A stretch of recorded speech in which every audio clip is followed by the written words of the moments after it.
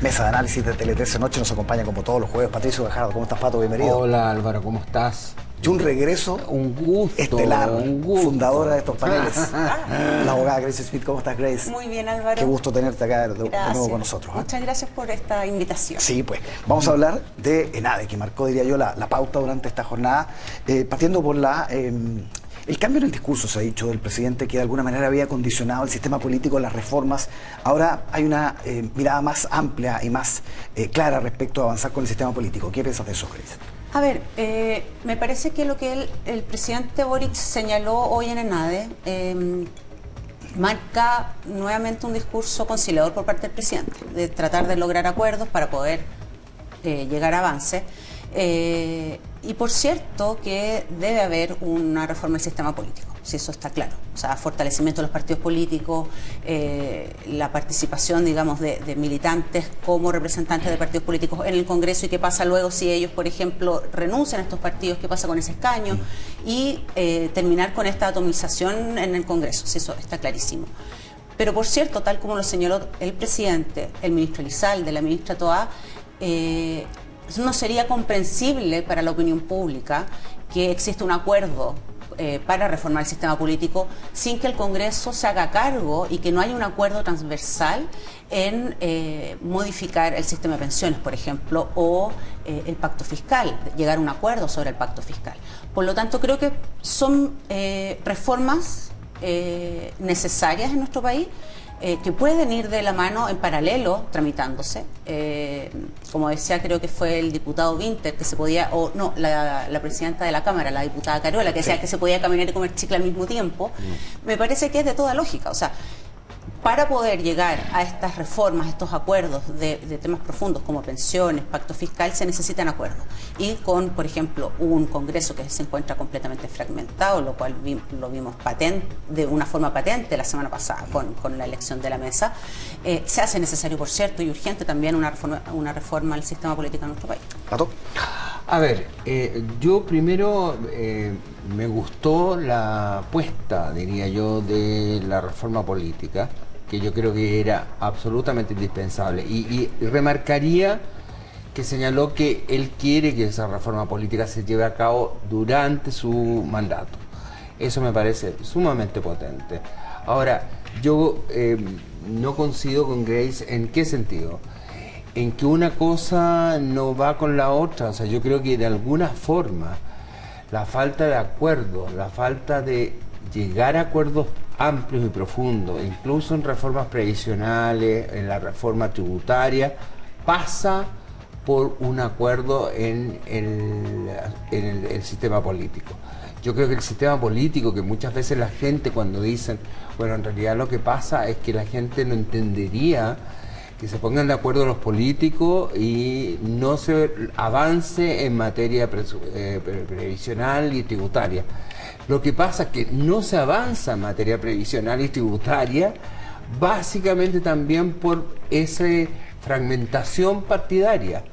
Es decir, yo sé que para la gente a lo mejor es difícil entenderlo, pero la reforma del sistema político es la clave para que efectivamente se logren estos grandes acuerdos que el presidente señalaba. Pero yo ahí no estoy tan al 100% de acuerdo contigo, Pato, porque tal como lo señaló también el presidente, acá no podemos tampoco endosarle toda la responsabilidad del sistema político. También acá hay un tema de voluntad política para llegar a acuerdo en un tema tan profundo como es la reforma de pensiones. Yo creo que nuestro país no aguanta que no se haga una reforma y que la élite política de nuestro país no se haga cargo de una reforma profunda al sistema de pensiones y que se patee, digamos, para otro periodo más.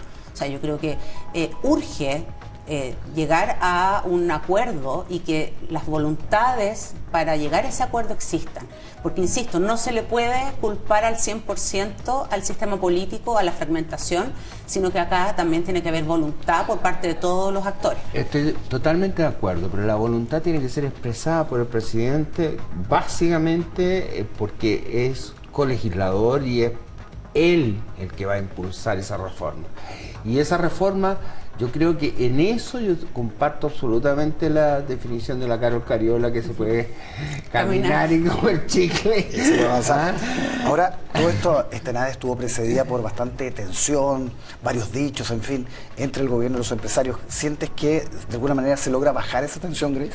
Sí, absolutamente. O sea, de hecho, la gran mayoría de las declaraciones de los asistentes, de los empresarios asistentes a la ENADE, le reconocen el tono conciliador de acuerdo, de apertura al diálogo al presidente. O sea, creo que fueron muy pocos los que criticaron el tono del presidente. De hecho, fue mucho más crítico el área desde el ámbito político, digamos, más que los propios empresarios. O sea, los asistentes a la ENADE en general y su gran mayoría valoraron el tono del presidente y que por lo tanto viene a quitarle un poco de presión a esta olla que se estaba formando en los días previos a la ENADE. Sí, Pato.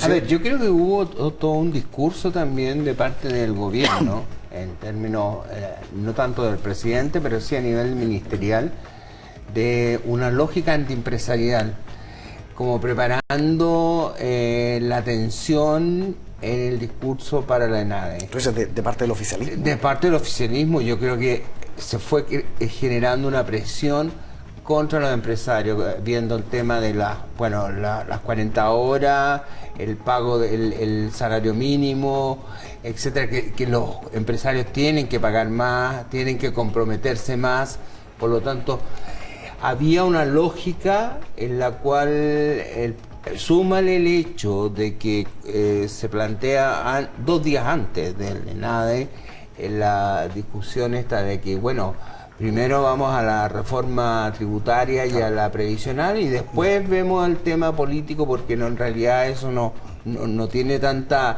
relevancia para la gente, por el problema social. Pero, insisto, yo creo que se está extremando la primera declaración del presidente. El presidente, de hecho, dice, debería ser primero, efectivamente, la reforma de pensiones. Debería ser primero.